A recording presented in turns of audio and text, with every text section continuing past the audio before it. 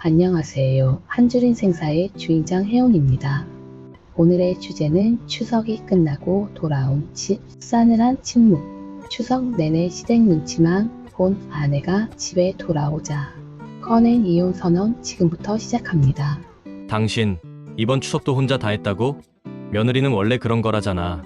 그 당연하단 말 이제 더는 못 참겠어. 추석 연휴 내내 이어진 시댁살이. 아내는 부엌에서 홀로 새벽부터 밤까지 손을 놀렸지만 그 수고를 알아주는 이는 없었습니다. 시어머니는 며느리는 당연히 고생해야 한다는 말만 반복했고 남편조차 모른 척 눈치를 봤습니다. 명절이 끝나고 드디어 집에 돌아왔을 때 아내의 눈빛은 이미 결심으로 굳어져 있었습니다. 그녀가 꺼낸 한마디는 남편이 단 한순간도 예상하지 못한 충격이었습니다. 추석 전날 아침부터 아내는 쉴 틈이 없었습니다. 부엌에서는 전 부치는 기름 냄새가 가득했고 큰 냄비에서는 탕이 끓어 넘칠 듯 보글보글 끓고 있었습니다. 시어머니는 손에 수건을 쥔 채 부엌을 오가며 계속해서 지시를 내렸습니다. 동태전은 더 얇게 부쳐야 한다. 저기 나물은 아직 간이 안 맞는다. 며느리가 손이 빨라야 집안 채통이 서는 거다. 아내는 숨을 고르며 대답했습니다. 네, 어머니 지금 다시 해볼게요. 그러나 손목은 이미 저려오고 발바닥은 뜨겁게 화끈거렸습니다. 거실에서는 남편과 시누이 그리고 시동생이 모여 앉아 있었습니다. TV에서는 추석 특집 프로그램이 흘러나오고 간간히 웃음소리가 터져 나왔습니다. 아내는 기름에 젖은 앞치마를 입은 채 그 소리를 들으며 속으로 중얼거렸습니다. 이 명절 왜 나만 이렇게 고통스러울까? 남편은 잠시 부엌을 기웃거리다가도 시어머니 눈치를 보며 다시 거실로 돌아갔습니다.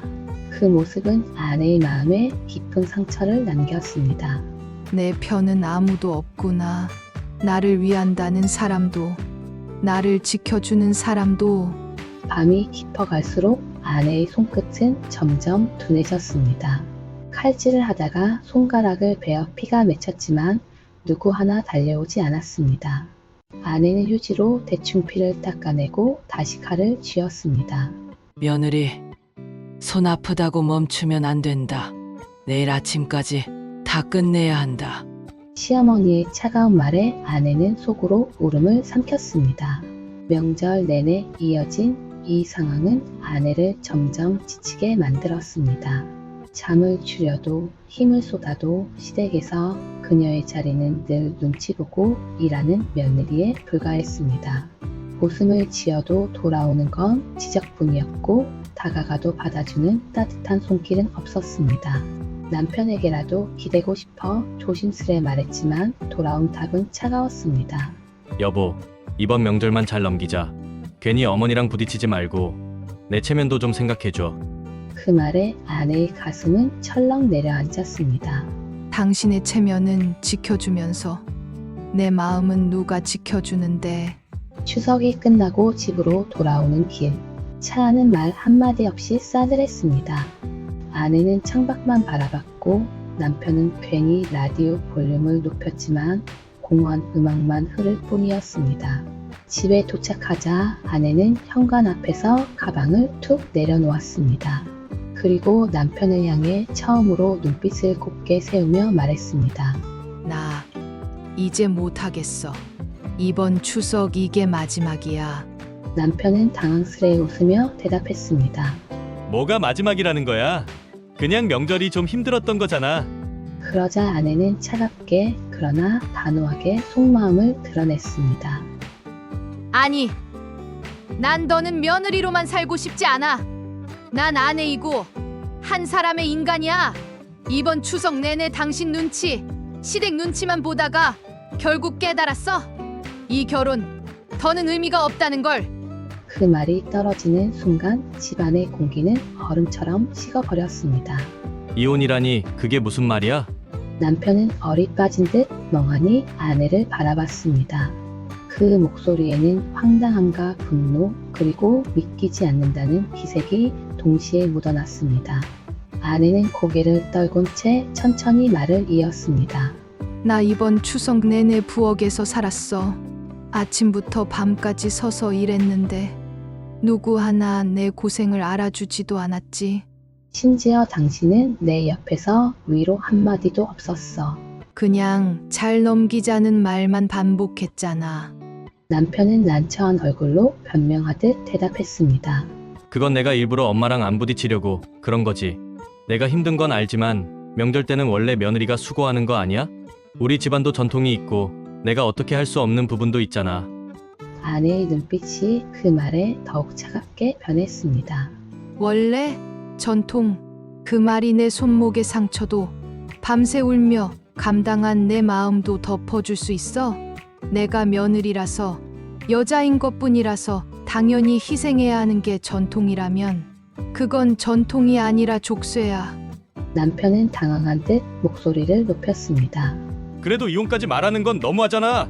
나도 내 고생 모르는 거 아니야. 하지만 다들 그렇게 살아왔어. 우리 엄마도 할머니도 다 견디면서. 아내는 울컥하며 말을 끊었습니다. 바로 그거야. 왜 나까지 똑같이 견뎌야 하냐는 거야. 어머니가 힘드셨다면 이제는 며느리가 아닌 가족 모두가 함께 해야 하는 거잖아.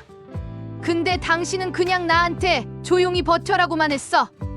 거실 공기는 금세 싸늘하게 얼어붙었습니다. 아이들이 방문 너머에서 눈치를 보고 있었고 남편은 주먹을 움켜쥐며 고개를 떨궜습니다. 그럼 내가 원하는 게 뭐야? 내가 엄마한테 대들길 바라는 거야? 그럼 우리 집안 다 무너지는 거 몰라? 아내의 목소리는 떨렸지만 단호했습니다. 나는 당신이 내 편에 서주길 바랐어.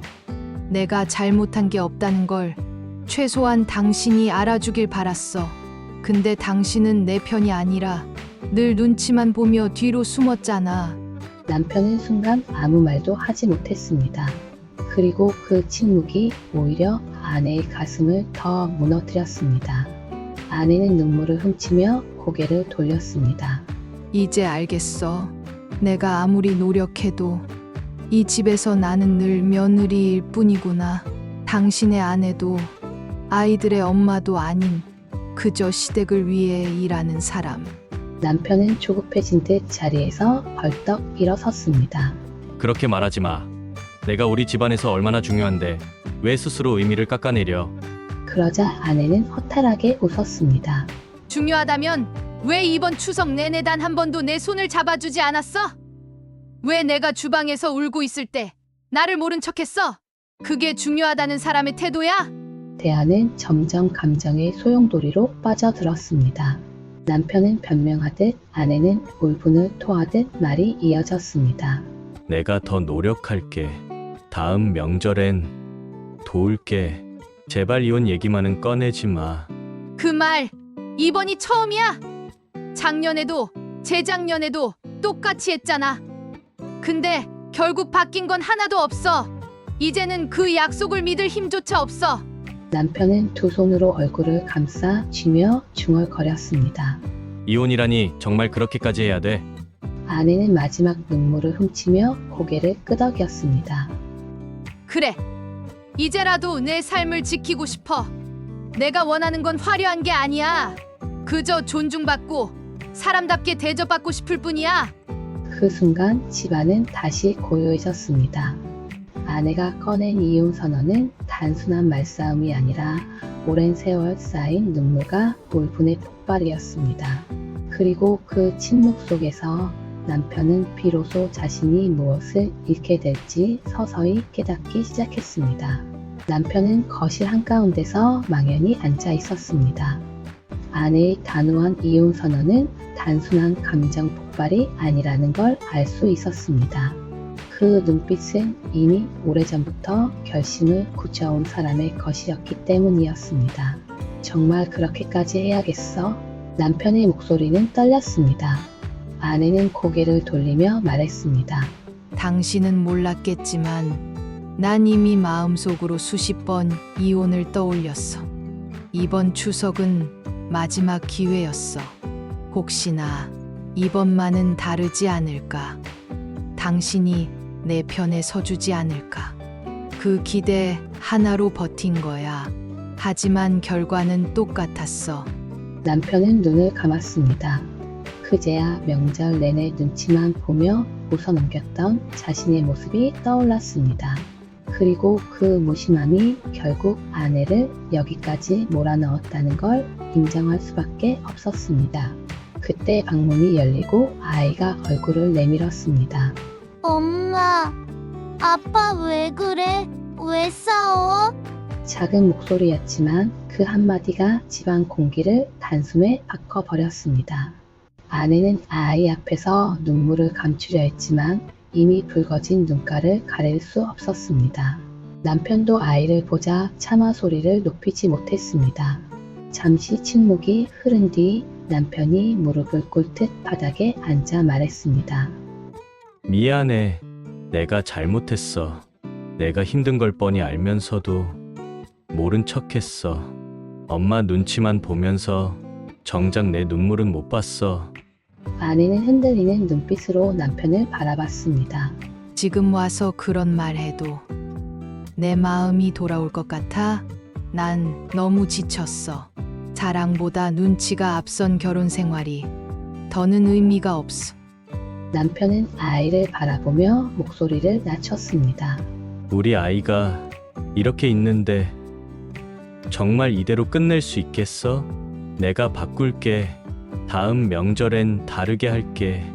엄마랑 부딪히더라도 내 편에 서줄게. 약속할게.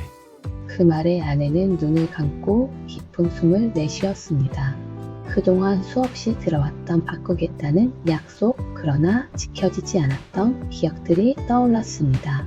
그럼에도 이번만큼은 남편의 목소리에서 진심이 느껴졌습니다. 아이가 울먹이며 아빠 옆에 서자 아내의 마음은 더 복잡해졌습니다. 나는 당신이 진짜 변할 수 있을지 믿을 수 없어. 하지만 이번이 마지막이야. 더는 두 번 다시 기회 없어. 나와 아이를 위해 이번만은 지켜. 남편은 고개를 깊이 숙이며 대답했습니다. 알았어. 내 아내이자 우리 아이 엄마인 널 지키는 게 내 몫이라는 걸 이제야 깨달았어. 싸늘했던 집안의 공기는 여전히 무거웠지만 아주 작은 균열이 생기기 시작했습니다. 그 균열은 단절이 아니라 새로운 시작을 향한 틈새일지도 모른다는 예감이 들었습니다. 며칠이 흘렀습니다. 집안의 공기는 여전히 차갑고 조심스러웠지만 예전과는 다른 기류가 조금씩 피어오르고 있었습니다. 남편은 출근 전 아내의 손을 꼭 잡으며 말했습니다. 오늘도 잘 다녀와. 힘들면 언제든 말해. 나 이제 모른 척 안 할 거야. 아내는 말없이 고개만 끄덕였지만 그 손길만큼은 전과 달리 떨림이 느껴졌습니다. 그 떨림은 아직은 믿기 어렵다는 의심과 정말 달라질 수도 있지 않을까 하는 희망이 뒤섞인 감정이었습니다.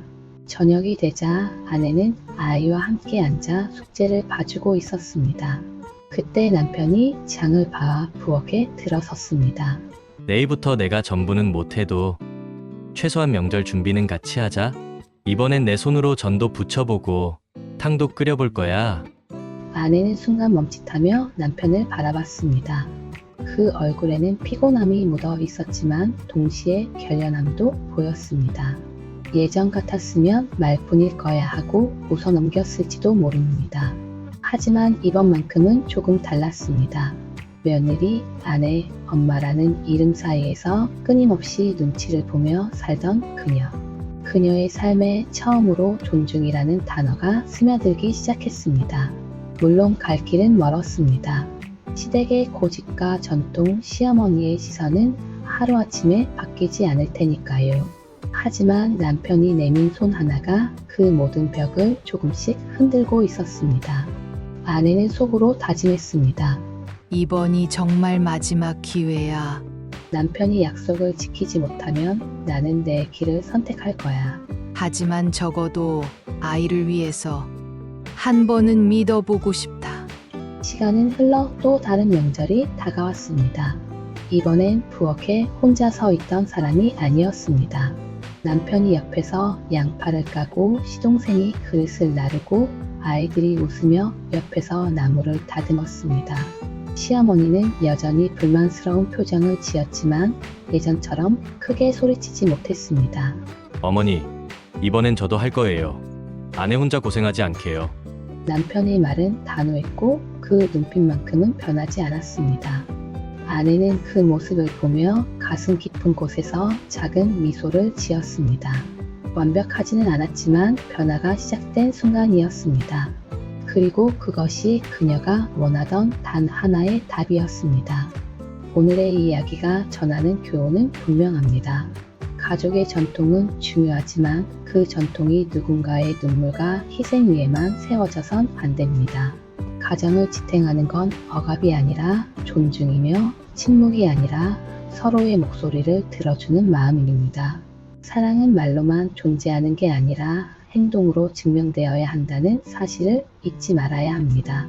시간 가는 줄 몰랐던 오늘의 한 줄인 생사는 여기까지입니다.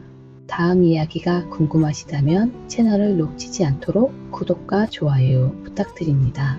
곧 새로운 영상으로 다시 만나요.